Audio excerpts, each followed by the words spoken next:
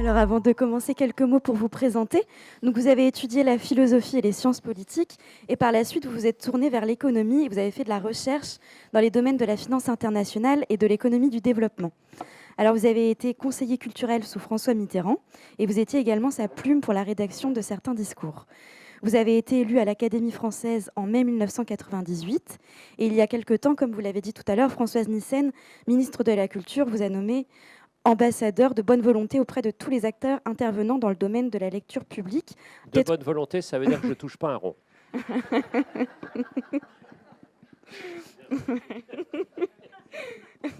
Une mission dont vous pourrez peut-être nous parler un peu plus tout à l'heure. Et donc, en parallèle à cette vie active bien remplie, on peut dire, vous menez votre métier d'écrivain et vous êtes l'auteur de l'exposition coloniale avec lequel vous obtenez à la fois donc, le prix Goncourt et le prix Goncourt lycéen en 1988. On peut citer d'autres romans tels que Madame Ba, mais encore Mali au Mali. Et vous avez également écrit donc, des petits traités de grammaire comme La grammaire est une chanson douce ou encore Et si on dansait. Vous êtes l'auteur d'une série d'essais sur la mondialisation dont le dernier paru est La géopolitique du moustique. Une œuvre dont les sujets et les formes sont extrêmement variés. Enfin, en août 2017, vous publiez La Fontaine, une école buissonnière, coédité donc par les éditions Stock et France Inter, un texte dans lequel vous nous proposez une jolie balade à travers la vie du célèbre poète et fabuliste, un livre dont les courts chapitres donneront lieu à une émission diffusée l'été dernier sur France Inter. Alors, comment est-ce qu'il est né, ce livre ? Avant de parler de ce livre, je voudrais saluer quelqu'un qui nous a quittés ce matin, c'est-à-dire Jean d'Ormesson. Il se trouve que Jean, c'est un ami proche depuis 40 ans. Il se trouve que Jean, je l'ai connu à une date qui pour moi compte beaucoup parce que j'ai eu le prix Nimier, qui est un prix qui ne fait pas vendre beaucoup de livres, mais qui est un prix de reconnaissance dans le milieu littéraire. Et donc je me souviendrai toujours, c'était rue du Bac, pas loin de la Seine, et c'était là où se tenait le jury. Et on m'a dit qu'ils venaient de voter, et ils avaient voté pour moi, et j'ai poussé la porte, et j'ai trouvé Antoine Blondin, Félicien Marceau, Dominique Rollin, Geneviève Dorman et Jean d'Ormesson.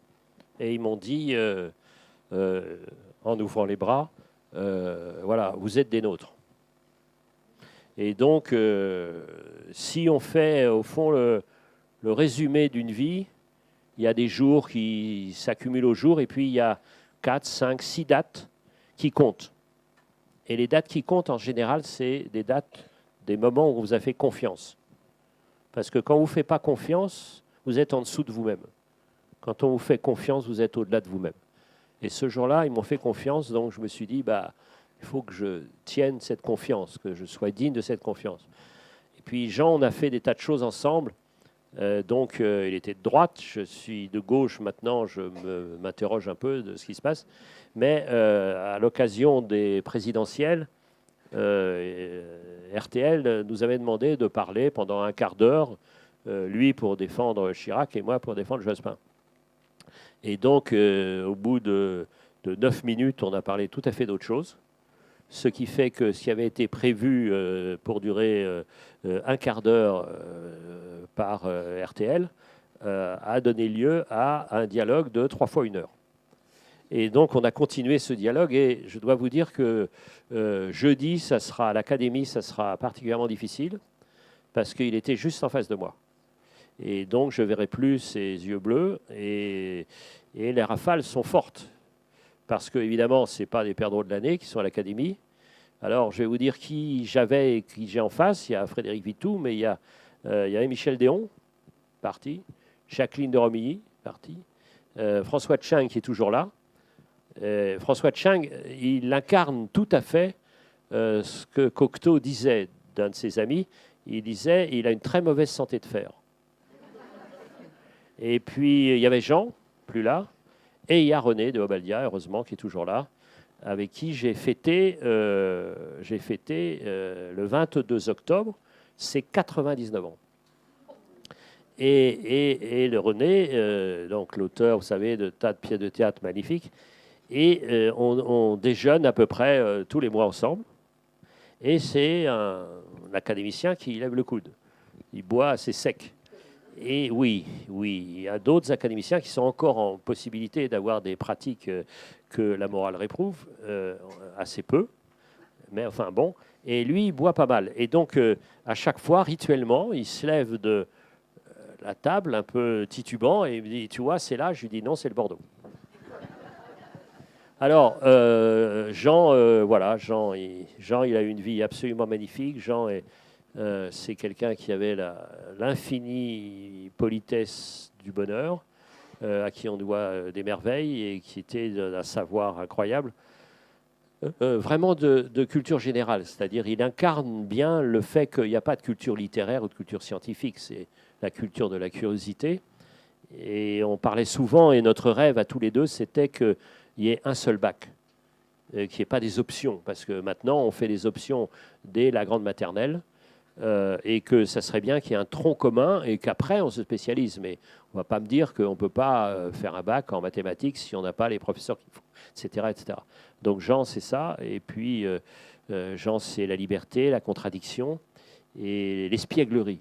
C'est-à-dire quand il prenait la parole, c'était le doyen d'élection.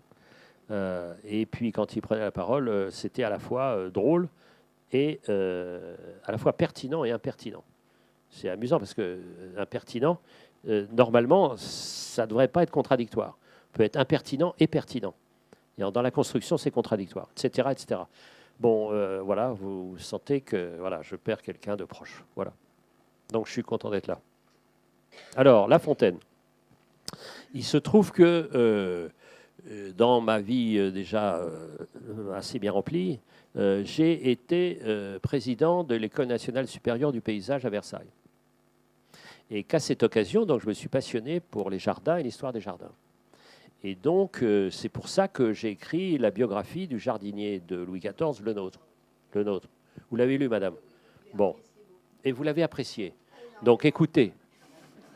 Écoutez, parce que c'est bon à savoir. Donc, nous avons répété avec madame. Et il faut savoir que madame aura un pourcentage. Et donc, vous pouvez suivre. En plus, l'intérêt de ce livre, c'est qu'il est bref. C'est un des éléments que madame a retenu. Et donc, voilà. Alors, il se trouve qu'à cette occasion, je me suis intéressé à Vaux-le-Vicomte. Et Vaux-le-Vicomte, c'est un moment clé de l'histoire de La Fontaine. Parce que si on brûle quelques étapes, La Fontaine se retrouve à la trentaine, sans vrai métier. Et donc, il a besoin d'un protecteur. Le protecteur, donc, il va envoyer un poème à Fouquet. Fouquet, qui est le super, entre Premier ministre et super ministre des Finances à l'époque. Donc, il lui envoie un poème, et Fouquet, qui aimait les arts, aime le poème et décide de faire entrer La Fontaine dans cette sorte de cour qui était autour de lui. Et Chateaubriand dira quelque chose de très très fort, c'est que pour Louis XIV, les artistes étaient des ouvriers, et pour Nicolas Fouquet, c'était des amis. Et donc, il y avait tout ce qu'on peut imaginer d'excellence dans le royaume, puisqu'il y avait pour les jardins le nôtre, pour la poésie La Fontaine, il y avait Molière, il y avait Levaux, il y avait tout ce que vous pouvez imaginer, les meilleurs architectes, les ferronniers, les meilleurs, tout ce qu'il y avait de meilleur était réuni pour faire ce château à Vaux-le-Vicomte. Et ce Nicolas Fouquet décide d'inviter le roi le 17 août 1661. Et Louis XIV venait de prendre le pouvoir réel. Il était roi depuis longtemps, mais il venait de prendre le pouvoir réel. Pourquoi? Parce que Mazarin, le Premier ministre, qui était un ami proche, sans qu'on sache vraiment s'il était l'amant de la reine-mère d'Autriche, mais donc il prend le pouvoir quelques mois avant. Et Fouquet donc lui offre une fête somptueuse. Et au fil des heures de la soirée, plus Fouquet était heureux de la fête qu'il offrait, absolument magnifique, plus Louis XIV pestait et enrageait, en disant « Mais qui c'est celui-là? Il a piqué beaucoup d'argent et c'est quand même moi le patron. » Et on dit que d'abord il y a un orage, le ciel s'en mêle, et à la fin de la soirée il y a un orage terrible. Et à la fin il dit « Je ferai rendre gorge à tous ces gens-là. » Et le jour de son anniversaire, l'anniversaire de Louis XIV, le 5 septembre, c'est D'Artagnan qui arrête Fouquet. Et de tous ceux qui avaient été embauchés par Fouquet, un seul restera fidèle, c'est La Fontaine. Et alors c'est très intéressant parce que tous, ils ont été embauchés pour Versailles, ils ont fait Versailles, même les arbres. Parce que vous savez que les arbres principaux, les plus beaux arbres de Vaux-le-Vicomte, ont été arrachés de Vaux et replantés à Versailles. C'est dire qu'il il fallait extirper comme ça les racines même de la concurrence possible. Voilà.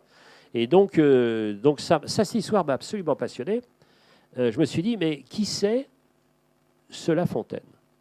Et un peu comme beaucoup de Français, on a tous étudié des fables, mais qui c'est ce La Fontaine? On ne sait pas trop.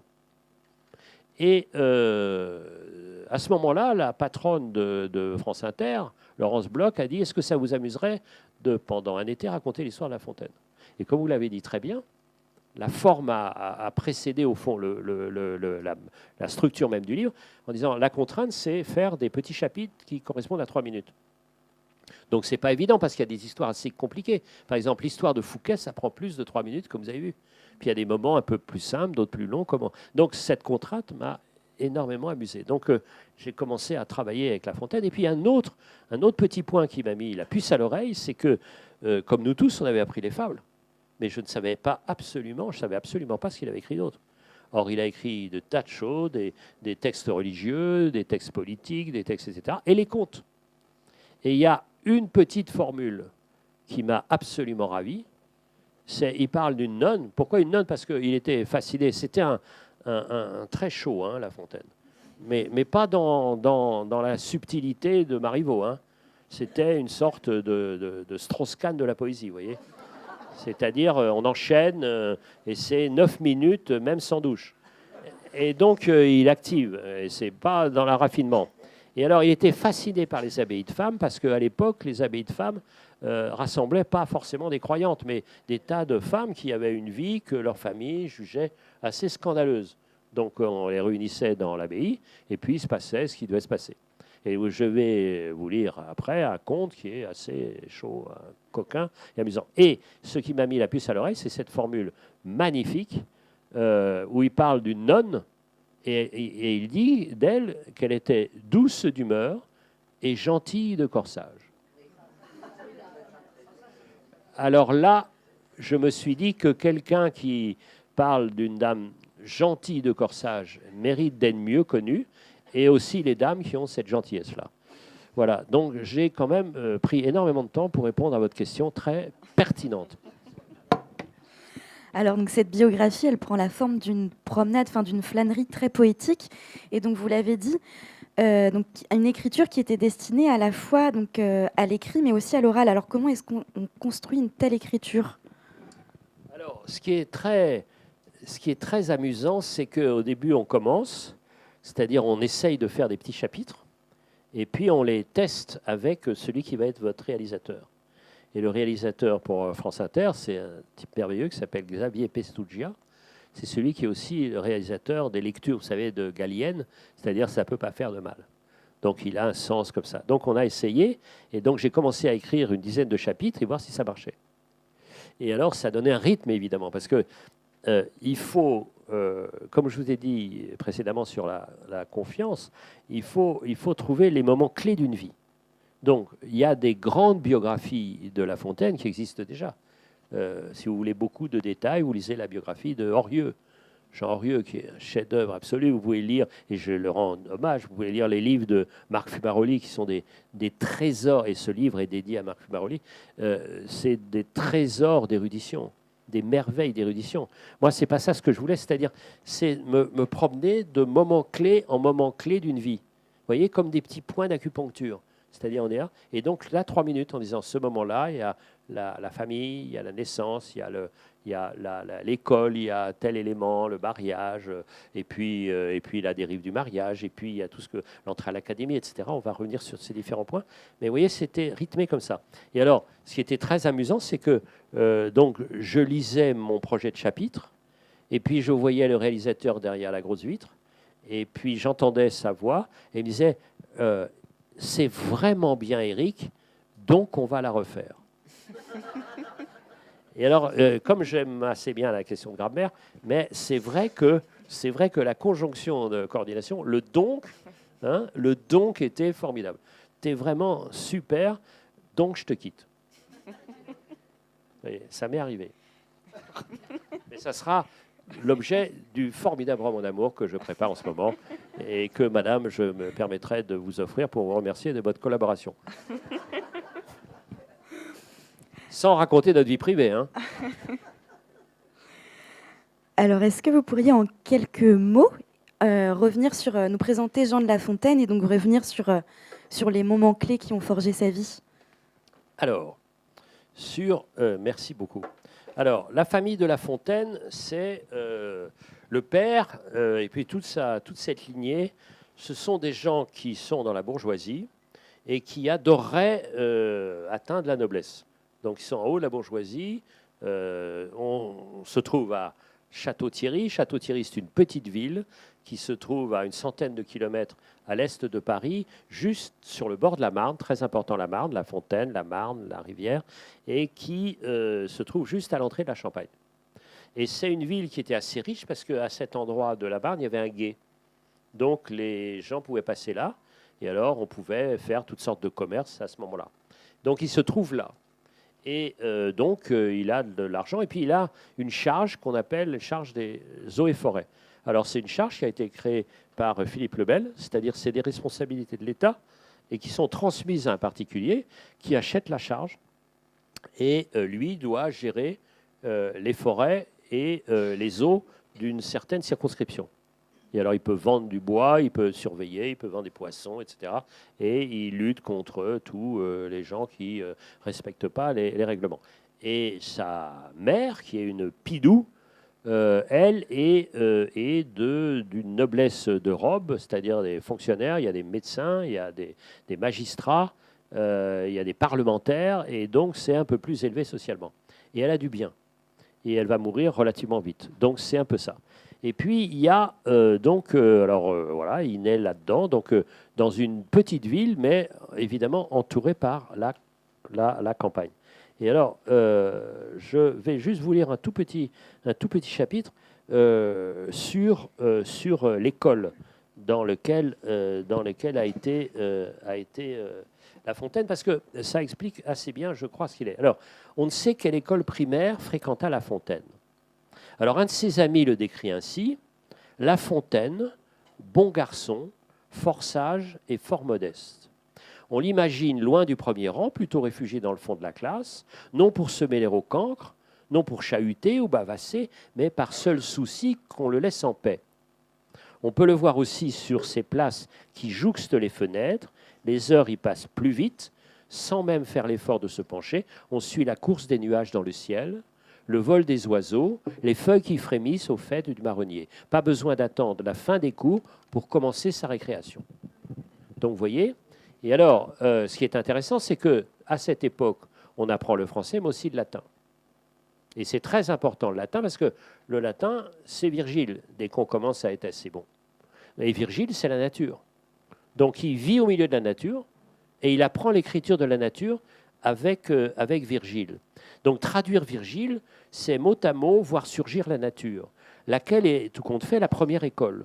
Traduire, c'est explorer, apprendre à regarder, apprendre à comparer, à rêver précis, ce que va faire La Fontaine, rêver précis, rêver qui est tout sauf rêvasser. Et c'est ça ce qui va se passer, c'est qu'il va mettre énormément de temps pour arriver à la précision.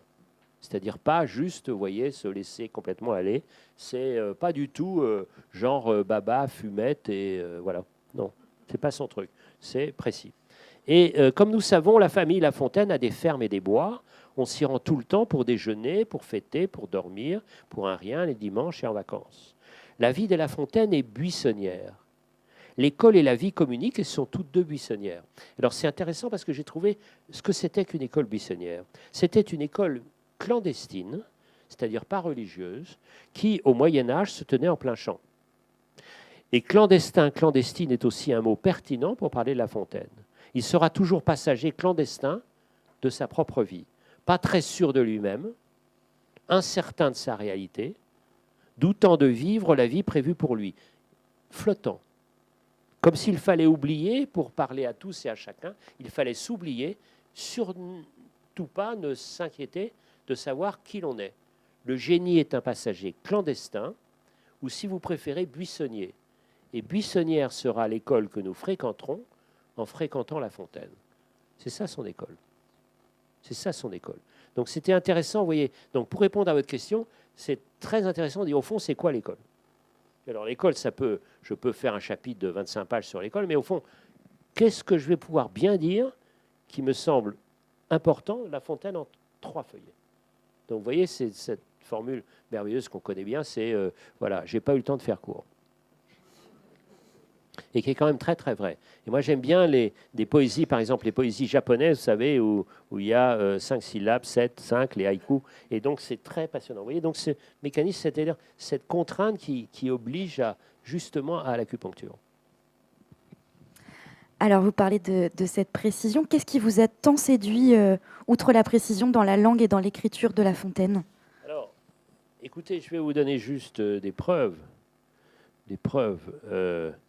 Il se trouve que donc j'ai été conseiller de François Mitterrand, donc merci, j'ai été au Palais et puis je connais un certain nombre de puissants et je me suis toujours rendu compte, et ce que ma mère me disait récemment avant de sombrer dans cette épouvantable maladie là où elle est, c'est que j'avais toujours dit oui à tout, parce que je m'étais rendu compte assez tôt que il valait mieux dire oui, puisque la personne qui vous pose une question est tellement ravie qu'on lui ait dit oui, qu'après, elle vous laisse tranquille. Alors, j'ai un frère qui disait tout le temps non, et alors, il engendrait des fureurs, donc il était obligé de faire ce qu'on voulait. Moi, ayant dit oui, je faisais exactement ce que je voulais. C'est-à-dire que je suis absolument le courtisan type. Et j'adore dire du bien à mes chefs. C'est pour ça que quand je viens chez Dialogue, j'aime Charles. Alors, ça n'empêche pas que je l'aime vraiment, mais ne l'aimerais-je pas, je lui dirais quand même que je l'aime. Et depuis un certain nombre d'années. Alors, écoutez ça, parce que pourquoi j'aime La Fontaine? Parce que c'est ce genre de précision. Alors, ça s'appelle Les obsèques de la lionne. Ce n'est pas une des fables qu'on apprend, mais on a tort, parce qu'elle est magnifique. Alors, c'est la femme du lion qui meurt. Aussitôt, chacun accourut pour s'acquitter envers le prince de certains compliments de consolation qui sont surcroît d'affliction. Il fit avertir sa province que les obsèques se feraient un tel jour, en tel lieu, ses prévôts y seraient pour régler la cérémonie et pour placer la compagnie. Alors tout le monde arrive, tout le monde se place, et comme le lion est triste, tout le monde pleure. Alors qu'il s'en foutait complètement de la lionne, mais il pleure. Et alors écoutez ça, la définition des courtisans. Et c'est valable partout. C'est valable partout, c'est valable dans les palais, c'est valable dans les entreprises, publiques ou privées, et, m'a-t-on dit, même dans les librairies. Le lion, donc, évidemment, il pleure, parce que lui, il aimait sa meuf. Donc, on entendit, à son exemple, donc à l'exemple du lion, rugir en leur patois, messieurs les courtisans. Je définis la cour un pays où les gens, tristes, gais, prêts à tout indifférent, sont ce qu'il plaît au prince, ou s'ils ne peuvent l'être, tâchent au moins de le paraître. Peuple caméléon, peuple singe du maître, on dirait qu'un esprit anime 1000 corps. Et regardez comment La Fontaine conclut. Amusez les rois par des songes, flattez-les, payez-les d'agréables mensonges, ils goberont l'appât, vous serez leur ami. Voilà pourquoi j'aime La Fontaine. C'est-à-dire la précision, la drôlerie et je vais vous en donner un autre exemple, et une incroyable capacité d'évocation. C'est-à-dire que c'est des scènes les plus invraisemblables et vous ne vous étonnez pas qu'elles se produisent. Par exemple, vous étonnez pas du tout que les animaux parlent. Et vous trouvez ça normal. Et vous allez voir, je vais vous citer Le lion amoureux, qui est un autre chef-d'œuvre et dont vous connaissez la chute. Et regardez la capacité d'évocation. Un lion de haut parentage, en passant par un certain pré, rencontra bergère à son gré. Tout est dit. Et c'est quand même assez rare qu'un lion rencontre une bergère, même dans le Finistère Nord. Il l'a demandé en mariage et le père aurait fort souhaité quelque gendre un peu moins terrible. Imaginez. La donner lui semblait bien dure, mais la refuser n'était pas sûr. Et donc, alors, il parle de sa fille. La bergère, qui, comme elle est jolie, elle se la pète un peu. Alors, vous allez voir la langue de La Fontaine, et je vais vous traduire dans la langue d'aujourd'hui. La langue de La Fontaine, il dit ça. La belle était pour les gens fiers, fille se coiffe volontiers d'amoureux à longue crinière. Vous voyez que je ne suis pas concerné. Et alors, ça, c'est la langue de La Fontaine. Fille se coiffe volontiers d'amoureux à longue crinière. Aujourd'hui, on dirait les nanas préfèrent les mecs qui ont une Porsche. Pardon, un petit moment de misogynie, mais c'est pas du tout mon sentiment, hein. Franchement, c'est pas mon sentiment. Franchement, voilà, ma misérable voiture. Alors, d'ailleurs, c'est peut-être pour ça que j'ai tellement de râteaux. Le père, donc, ouvertement, n'osant renvoyer notre amant, lui dit, écoutez ça, parce que c'est, mais je l'ai lu, voilà, et c'est, ma fille est délicate, vos griffes la pourront blesser, ce qu'il dit au lion, hein, quand vous voudrez la caresser. Permettez donc qu'à chaque patte, on vous les rogne, et pour les dents, qu'on vous les lime en même temps. Vous voyez, déjà macronien. Vos baisers en seront... Je vous ai préparé une femme macronienne. Vous allez voir, très, très macronienne. Quand vous les lime en même temps, vos baisers en seront moins rudes, et pour vous plus délicieux, car ma fille répondra mieux, étant sans ses inquiétudes. Alors le lion consent à tout cela, tant son âme était aveuglée d'amour, comprenez, sans dents ni griffes, le voilà comme place démantelée, on lâche sur lui quelques chiens, il fit fort peu de résistance, et là c'est à vous, parce que vous connaissez évidemment la conclusion, amour, amour. Je vois que madame connaît la vie. Donc voilà toutes ces raisons pour lesquelles on aime La Fontaine, mais c'est sans arrêt. Vous voyez, je peux trouver d'autres, il faut que je retrouve, mais cette incroyable élégance de la langue, il faut que je retrouve un petit, voilà, et vous allez voir, c'est-à-dire que La Fontaine n'avait pas un rond. Puisque même quand il fait paraître ses fables, il a 47 ans, donc il fait des tas de choses avant, mais il fait pas grand-chose. Et son père l'engueule en disant tu fais rien.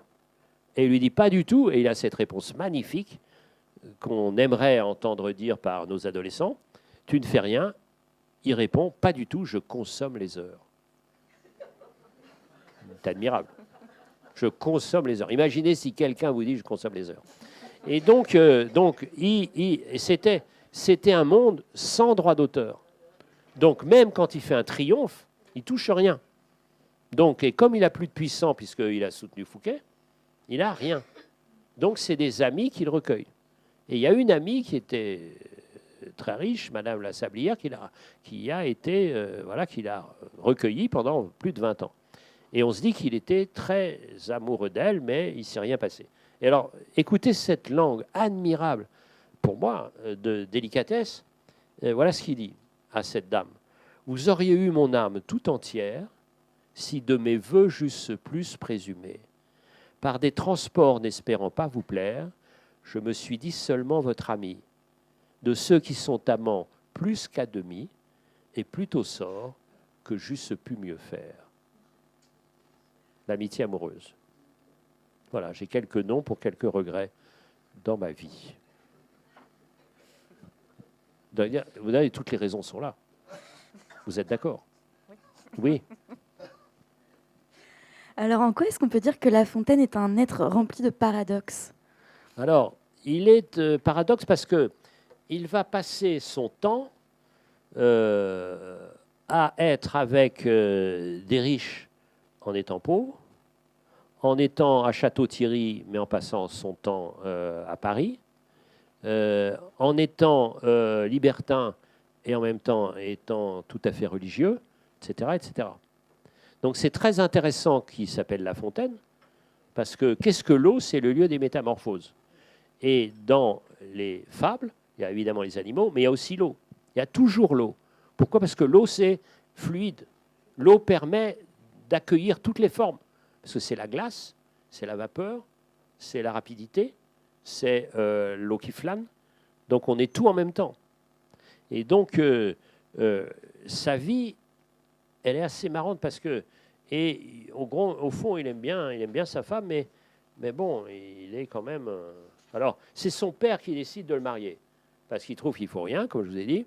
Et il dit bon, il va y avoir une femme, donc ça va un peu le calmer. Et donc bon, et puis il s'amuse un peu avec sa femme pendant un moment donné, puis après il s'ennuie. Et donc il va beaucoup à Paris, et puis il fait l'aller-retour entre Paris et Château-Thierry. Alors, je vais vous lire un petit chapitre qui m'a énormément amusé pour répondre à la question, c'est-à-dire comment raconter le mariage de La Fontaine en 3 minutes. Pauvre Marie, c'est sa femme, jeune encore et presque belle, passant ses journées à tuer cet ennui qui, certains mois d'hiver, s'abat si fort sur Château-Thierry qu'on ferait n'importe quoi jusqu'à égorger son chat, pincer au sang sa servante pour que quelque chose enfin survienne.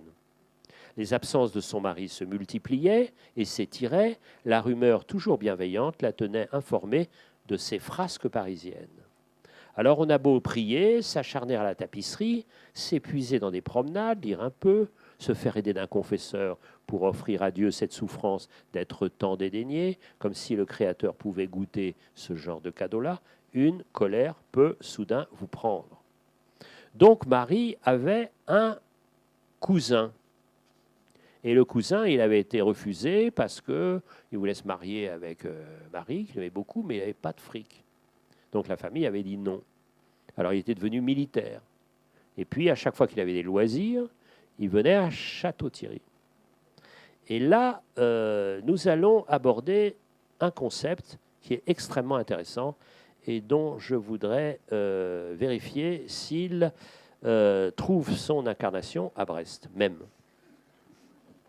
Donc à chacun de ces loisirs, le Poignant, c'est le même nom que l'ancien maire de Quimper, mais je ne sais pas s'il y a des liens, ni s'il y a d'ailleurs la moindre relation, ni imitation. À chacun de ces loisirs, il rendait visite à Marie, à la double satisfaction de l'époux. D'abord parce que La Fontaine appréciait la personne du capitaine, agréable causeur et bonne fourchette. Ensuite, parce que durant ses absences, La Fontaine savait pouvoir compter sur lui pour tenir affectueuse et active compagnie à sa femme. Et c'est là où on aborde la notion de mari cohérent. Et comme je fais une enquête à travers tout le territoire français, pas seulement sur les bibliothèques, mais sur la cohérence des maris, je voudrais savoir s'il en existe à Rennes, et à Brest, et à Saint-Brieuc, et dans toute la Bretagne. Alors, pourquoi? Parce que La Fontaine, homme cohérent, une rareté autrefois tout autant que de nos jours, La Fontaine trouvait naturel que sa moitié ne se refuse à point ses plaisirs adultères dont lui-même raffolait. C'est ça la cohérence. Donc moi je cavale, ma femme aussi. Et d'après ce que j'ai pu voir, en général, c'est pas réciproque. Enfin, donc beaucoup de femmes font ça discrètement. Enfin, je mène une enquête. Donc, si vous voulez me communiquer vos expériences personnelles, je vous garantis la confidentialité la plus absolue. Vous écrivez à l'Académie française. Ils vivaient donc à trois, le mari, la femme et l'amant. Et ne craignez rien, bonnes gens, vous avez compris que je parle d'une époque ancienne, sans ressemblance aucune avec la nôtre. Donc, tout aurait pu continuer comme ça si à Château-Thierry, on commençait à s'énerver. Alors, réveillez-vous, monsieur de La Fontaine, un homme vous trompe, et dans votre domicile, et vous le tolérez, vous l'acceptez. On dirait que vous le favorisez, mais quel exemple donnez-vous à nos familles? Vous rendez-vous compte qu'ainsi, vous bafouez le saint sacrement du mariage? Bref, c'est plus possible. Il ne peut plus se balader à Château-Thierry, tout le monde lui fait la gueule, on se moque de lui, quel cocu, etc. C'est désagréable. Donc, alors, il demande à ses copains, qu'est-ce qu'il faut que je fasse? Il dit, il faut battre en duel avec l'amant de votre femme. Moi, me battre en duel, mais d'abord, je déteste ça. En plus, c'est mon pote. Et donc, comment on va faire? Donc, bref, il va prendre des vieilles épées. Il s'approche de Poignant et lui dit, il faut nous battre. Ils disent, non, si, il faut y aller. Donc, bras dessus, ils vont dans un champ. Et puis, un duel commence qui dure, 17 secondes. Et semble-t-il, La Fontaine a dû crier « aïe » parce qu'aucune chronique fait mention du moins de sang versé. Et ils reviennent chez eux. Et donc, ils boivent un coup avec Marie. La Fontaine revient à Paris pour aller courir le Guéhédou. Et puis, il laisse Poignant avec sa femme et tout le monde est très content. Et donc, évidemment, il en a fabriqué une fable. Et je vais vous citer ce qu'il en dit. Il dit « Pauvres gens, dites-moi, qu'est-ce que cocuage? Quel tort vous fait-il? Quel dommage? Qu'est-ce enfin que ce mal dont tant de gens de bien se moquent avec juste cause? Quand on l'ignore, ce n'est rien. Quand on le sait, c'est peu de choses. » Et alors, ce qui est intéressant, c'est que j'ai évidemment été chercher chez le maître en l'espèce, c'est-à-dire Sacha Guitry, et qui a deux formules, comme d'habitude, absolument magnifiques. Le bonheur à deux, ça dure le temps de compter jusqu'à 3. C'est pas mal. Et beaucoup mieux encore, c'est il y a des femmes, j'en connais, dont l'infidélité est le seul lien qui les rattache encore à leur mari. Et ça, évidemment, ça n'existe pas en Bretagne. Non, mais c'est pour ça que je voyage beaucoup pour instruire la Bretagne de toutes les perversités qu'on peut constater ailleurs. Donc je voudrais que vous me remerciez parce que c'est difficile pour moi d'affronter toutes ces perversités alors que mon âme, comme vous avez pu voir, est pure. Alors, dans ce livre, vous insistez sur le fait que La Fontaine, ce ne sont pas seulement des fables, il y a aussi des contes. Est-ce que vous aimeriez nous en raconter un? Alors, puisque nous sommes entre adultes consentants, ce conte que j'ai vraiment découvert avec un bonheur absolu, qui s'appelle Les Lunettes. Alors, jadis, s'était introduit un blondin chez des nonins à titre de fillette. Alors, il faut un peu traduire. Un jeune garçon s'était glissé dans une abbaye de femmes en se faisant passer pour une novice. Je recommence à citer. Le galant passa pour sœur Colette auparavant que la barbe lui crut. Cet entretemps ne fut sans fruit, le sire l'employa bien, la nonne en profita, j'eusse mieux fait de dire qu'à sœur Agnès malheur en arriva, et il lui fallut élargir sa ceinture, puis mettre au jour petite créature. Scandale dans l'abbaye, fureur de la mère supérieure. Bientôt on mit l'accouchée en prison, puis il fallut faire enquête du père. Comment est-il entré? Comment sorti? Serait-ce point quelques garçons en filles? Et parmi nos brebis, n'aurions-nous point sous de trompeurs habits un jeune loup? Une idée vient à la prieure. Très étrange prieure. Que tout le monde à l'instant se mette nu, je veux vérifier. Vous voyez l'ambiance dans le couvent. Le couvent obtempéra, y compris le galant, qui, pour ne pas se trahir, déguisa sa nature. Et La Fontaine de préciser comment, à sa manière allusive. Il est facile à présent qu'on devine ce que lia notre jeune imprudent. C'est ce surplus, ce reste de machine, ce bout de lacet aux hommes excédents. D'un brin de fil, il l'attacha que tout semblait aussi plat qu'ononin. Eh oui, madame. C'est pas moi qui aurais inventé ça. La prieure commence son inspection. Pour ne pas juger du cas légèrement, elle a chaussé ses lunettes. Tout alentour sont debout 20 nonnettes en un habit que vraisemblablement n'avaient pas fait les tailleurs du couvent. Ce spectacle de secrets appâts, de touffes de lys et de fermes tétons ne laisse pas insensible notre galant. La machine. Vous vous souvenez? Celle qui l'avait si bien dissimulée. Eh bien, figurez-vous qu'elle échappa. Elle rompit le fil d'un coup, comme un coursier qui romprait son écou, et sauta droit au nez de la prieure, faisant voler ses lunettes jusqu'au plancher. Et alors, le plus drôle, c'est qu'à Château-Thierry, dans la maison de La Fontaine, je vous recommande le tableau qui peint la scène et le vol des binocles. Et sachez qu'il a été acquis grâce au fonds généreusement versé par le principal opticien de la ville, M. Francis Carré, merci à lui. C'est La Fontaine. C'est quand même, quand vous découvrez ça, mais c'est un bonheur. Et il y en a 60.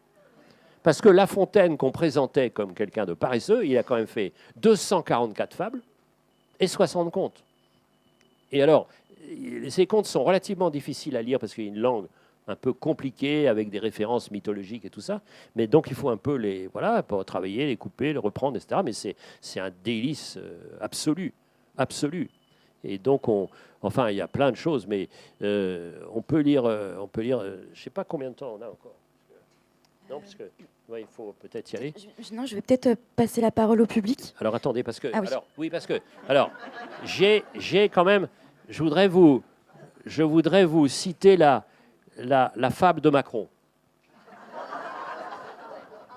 Alors, je lui ai dit, ça l'a fait moyennement marrer. Mais enfin, donc, alors, vous allez faire une correction, c'est-à-dire que le chat dans la fable est très vieux, là, il est très jeune, comme notre président. Alors, vous savez, c'est le chat, la fable, c'est le chat, la belette et le petit lapin. Donc, vous connaissez l'histoire, hein? Vous connaissez, le lapin se tire, et puis la belette arrive, s'installe, etc. Bref, il dit, mais comment ça se passe? Donc, on demande à un arbitre, parce que, est-ce que c'est celui qui occupait le terrier avant? Est-ce que c'est la belette qui s'est installée après? Quel est le droit, la jurisprudence, comment on fait? Bref, on prend un arbitre. L'arbitre, c'est un chat. Alors, le chat, il est dans La Fontaine très vieux, très gras, très fourré, etc. Et c'est pas celui-là. Alors, le chat leur dit, il convoque les deux, et leur dit, mes enfants, approchez. Alors, chez La Fontaine, c'est comme ça. Mes enfants, approchez, je suis sourd, les ans en sont la cause. Et pour Emmanuel Macron, ça peut être différent. Mes enfants, approchez, approchez, je suis beau, mes parents doivent en être remerciés. L'un et l'autre approchent, ne craignant nulle chose. Aussitôt qu'à portée, il vit les contestants, Grippeminot, le bon apôtre, jetant des deux côtés la griffe en même temps, ça c'est La Fontaine, mit les plaideurs d'accord en croquant l'un et l'autre, la droite et la gauche. Je vous remercie.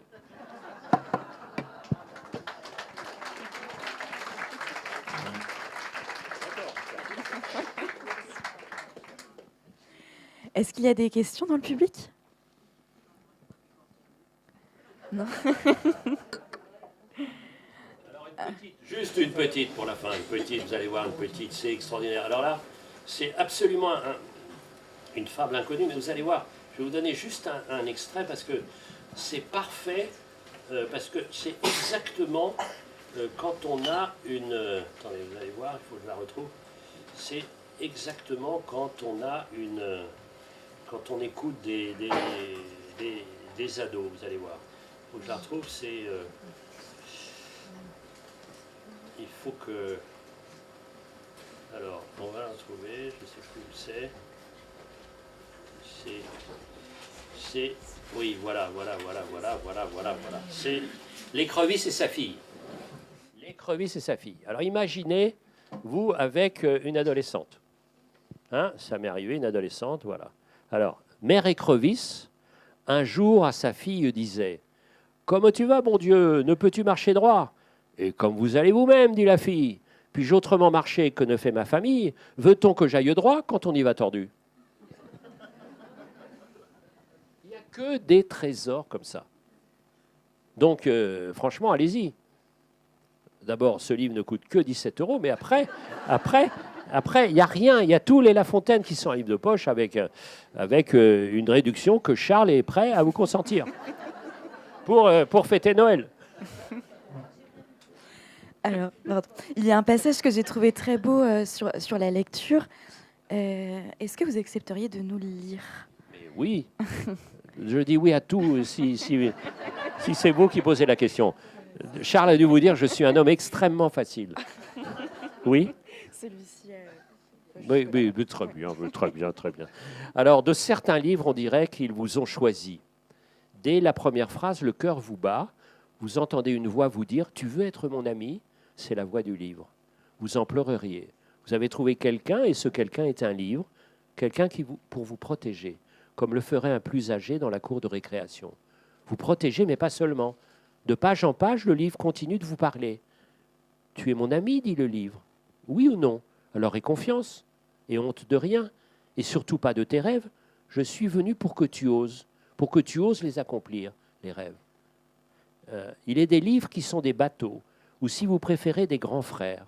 Ils vous embarquent, ils vous prennent la main, ils vous aident à traverser cette mer cruelle et chahutée qu'est la jeunesse. Ils vous rendent plus fort, juste assez fort pour atteindre l'autre rive qui est votre vie.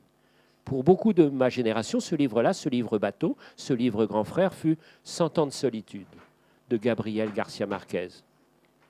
Rappelez-vous l'ouverture du livre, bien des années plus tard, face au peloton d'exécution, le colonel Aureliano Buendia devait se rappeler ce lointain après-midi au cours duquel son père l'emmena faire connaissance avec la glace.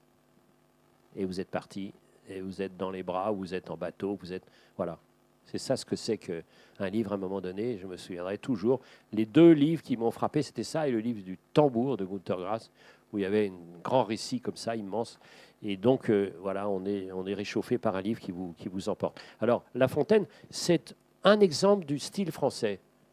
Et vous voyez, très pointu, très précis, très... Encore une fois, je répète ce mot parce qu'il me semble le plus adapté d'acupuncture. Et de l'autre côté, vous avez Proust.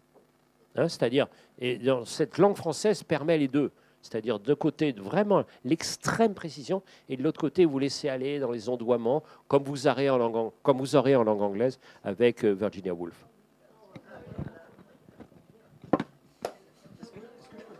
Bien sûr.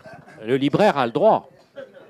En quoi une autobiographie est-elle pour partie une biographie ? Une biographie est-elle pour partie vraiment, c'est un délice absolu que j'ai ressenti. Et il y a évidemment une sorte de sympathie qui se noue. Si vous voulez, quand vous êtes écrivain, surtout romancier,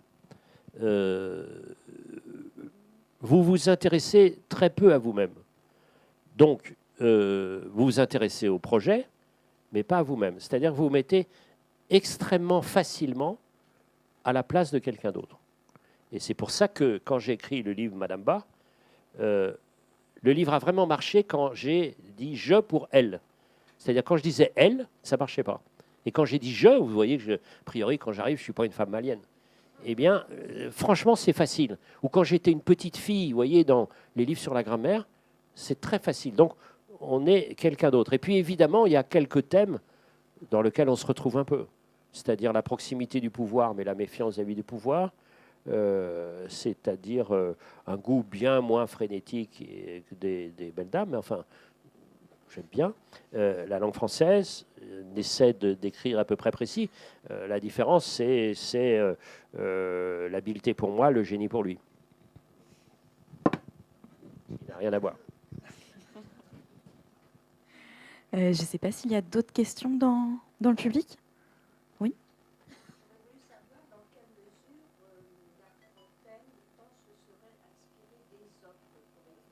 Mais alors, madame, totalement. C'est-à-dire que 95% des 244 fables ont été racontées avant. C'est-à-dire 8 siècles avant lui. Plus que ça. Puisque c'était 6 siècles avant Jésus-Christ, plus le 17e. Donc quasiment 2000 ans avant, 90% des fables avaient été racontées. Et la plupart des contes sont tirés des Italiens. Et si je revenais prof, pour expliquer ce que c'est que le style, je mettrais l'histoire racontée par Ésope et je mettrais la même histoire racontée par un génie. Et alors, ce qui est très intéressant, votre question qui est clé, parce que, évidemment, quel est l'apport ? L'apport, c'est ça. Et La Fontaine se présente volontiers comme un paresseux, je vous l'ai dit.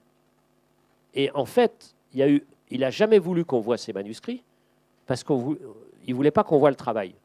Il y a un seul manuscrit de fable qui a été retrouvé, et sur 60 vers, il y avait un seul qui était sans rassure. Pourquoi? Pour la précision. Et si on définit le style, c'est la différence entre le récit et la manière de raconter. Et vous savez, c'est ça l'écrivain. C'est-à-dire, vous pouvez très bien avoir des histoires, mais comment vous les racontez? Et chaque matin, moi, depuis 60 ans, où j'essaye de raconter des histoires, et donc, vous avez plein d'idées qui vous viennent à la tête. Mais comment j'attaque? Comment je raconte? Vous voyez?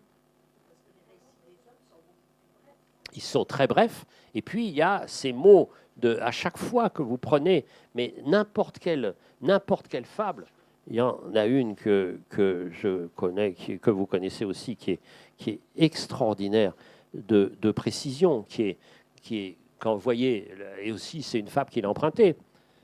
Hein, vous vous souvenez, dans un chemin montant, sablonneux, malaisé, et de tous les côtés au soleil exposé, 6 forts chevaux tiraient un coche. Femmes, moines, vieillards, tout était descendu. Ça, c'est moi, je suis fou de voir ça. L'attelage suait, soufflait, était rendu. Une mouche survient et des chevaux s'approchent, prétend les animer par son bourdonnement, pique l'un, pique l'autre, et pense à tout moment qu'elle fait aller la machine. C'est ça la différence. La différence, c'est ça. Vous savez, j'ai eu la chance immense, une seule fois, de rencontrer Louis Aragon. Et je lui posais la question sur le style. Il me dit, c'est très simple. Vous prenez, ne serait il y a toutes sortes d'exemples, mais une sorte de place du mot. C'est-à-dire que l'écriture, c'est manuel. C'est-à-dire, c'est vraiment comme de la marqueterie, où vous placez le mot. Vous mettez au loin un phare de voiture, c'est banal. Vous mettez un phare au loin de voiture. Un phare au loin de voiture. Vous coupez le rythme, et brutalement, vous êtes dans ce déséquilibre en disant, c'est déjà menaçant. Vous voyez? Et donc, vous pouvez prendre des tas de choses comme ça. Et quand vous êtes éditeur, et Charles l'est, vous voyez immédiatement si quelqu'un est un écrivain ou non. Vous pouvez très bien être un raconteur d'histoire, mais pas un écrivain. Et il y a des gens à l'inverse qui sont des formidables écrivains, mais c'est mieux quand ils ont des histoires. Par exemple, moi, j'ai une grande admiration pour les livres d'Echenoz. C'est un écrivain inouï, mais je préfère quand il y a une histoire. C'est-à-dire, je le préfère biographe à romancier. Parce que quand il raconte Ravel, c'est un chef-d'œuvre absolu, ou Zatopek, etc. Quand il est le pur exercice de style, ça me touche moins. Vous voyez, c'est ces questions-là qui me voilà, ça m'intéresse. Évidemment, c'est mon métier, mais je n'ai pas du tout l'impression d'avoir un métier intellectuel. Raconter une histoire, c'est savoir où on met. Vous voyez, où on met le mot, comment on articule, et comment on varie les rythmes. Vous voyez, c'est pour ça il y a des chapitres courts, et puis il y a des phrases un peu plus longues, et puis boum, vous cassez. Et ça, c'est musical. Et c'est pour ça que j'aime tant La Fontaine, parce qu'il est musicien. Et en ce moment, je multiplie les spectacles musicaux, c'est-à-dire je raconte, je lis des fables ou des contes, et je suis accompagné par des musiciens des arts florissants. Et quand il y a une bonne sonorité, comme je m'entends très bien avec ces musiciens en général, c'est une flûte traversière et bassoniste, et l'autre, c'est un théorbiste. Et donc, c'est extraordinaire parce que quand toutes les conditions sont bien réunies, on a fait un spectacle qui était merveilleux à Vaux-le-Vicomte, vous passez insensiblement de la langue de La Fontaine à la musique de Rameau, par exemple. Hein, ou de Lully. Et vous passez comme ça. Et donc, pourquoi? Parce que dans La Fontaine, il y a une musique. Donc vous passez, déjà, il y a ce mot-là, et c'est repris après dans la musique. Et vous comprenez comment, et à Vaux-le-Vicomte, par exemple, dans la réalité, ce fameux été 1661, tous les arts étaient mêlés. Hein, parce que ce n'est pas la séparation qu'on connaît. On a la musique, la poésie, la comédie. Non. Et les jardins, et la nourriture, et l'architecture. Non, tout était mêlé. Ce rêve absolu, qu'est l'opéra un peu, vous voyez? C'est-à-dire que tout, c'est l'enchantement, c'est ça. Tout est dans l'excellence. D'ailleurs, cet été, à l'école des filles, vous nous avez offert un moment délicieux de la lecture d'une fable accompagnée par Benoît Menut qui improvisait sur cette lecture. Alors ça, c'était une expérience. Il faut aller vraiment à l'école des filles. Et ça, c'est merveilleux, tout ce qui est fait à l'intérieur. Alors, je découvre maintenant toute l'activité du cœur de la Bretagne, le cœur de la Bretagne est vraiment réveillé comme ça, notamment l'été. Et ce qu'on a fait chez Françoise Livinec, c'est absolument merveilleux. Parce que là, il y a un nombre de gens incroyables dans un lieu absolument magique. Et vraiment, une des raisons pour lesquelles j'ai quitté l'île de Bréa, qui est en train de virer un peu île de Ré, donc ça me gonfle, c'est pour avoir l'entièreté de la Bretagne. Et ce qui a été fait là, en plus, le lieu portait, parce que c'est ces galènes, parce qu'il y a tout ce monde-là, de cette force du cœur de la Bretagne qui est là. Huelgoat, bien sûr, Huelgoat, pardon. Non, on n'a pas dit parce qu'on sait que c'est Huelgoat, mais bon. On est entre nous, quoi.